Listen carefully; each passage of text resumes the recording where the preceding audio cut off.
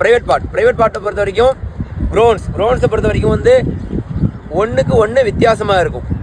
ரெண்டும் ஒரே மாதிரி இருக்காது, ஒன்றுக்கு இன்னொன்று வித்தியாசமாக இருக்கும். அதான் சொல்கிறேன்ல, ஒன்று 19னா இன்னொன்று 20, இந்த டிஃப்ரெண்ட் இருக்கும்.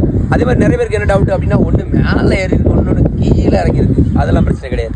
இன்னும் நிறைய பேருக்கு என்ன டவுட் என்ன அப்படின்னா, சைஸ் இல்லை, ஒல்லியாக இருந்தாலும் பிரச்சனை இல்லை, ஆனால் இருக்கணும்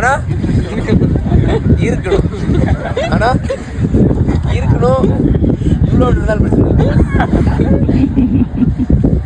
அதுக்கப்புறம் பார்த்தீங்க அப்படின்னா, அதுக்கு தான் சொல்கிறது ஃபிமோசிஸ்.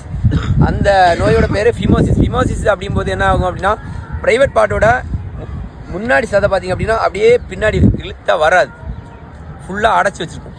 ஓகேவா? டவுட்டுன்னா நான் ஃபோட்டோ போட்டு காட்டுறேன்.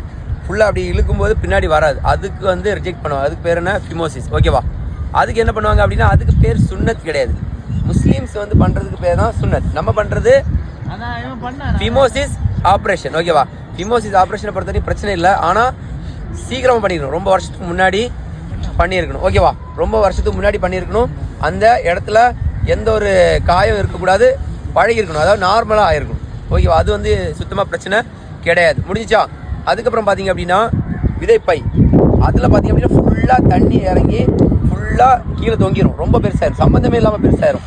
அது வந்து நம்ம ஊரை பொறுத்த வரைக்கும் 99% கிடையாது, 1% ஆனால் வாய்ப்பு இருக்குது. ஓகேவா?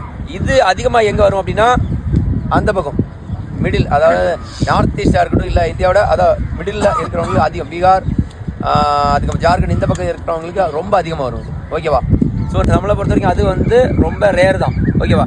அதுக்கப்புறம் அப்படியே பார்த்தீங்க அப்படின்னா பைல்ஸ் வந்து கிட்ட வந்து குட்டியோண்டு வளரும், சதை குட்டியோண்டு வளரும்.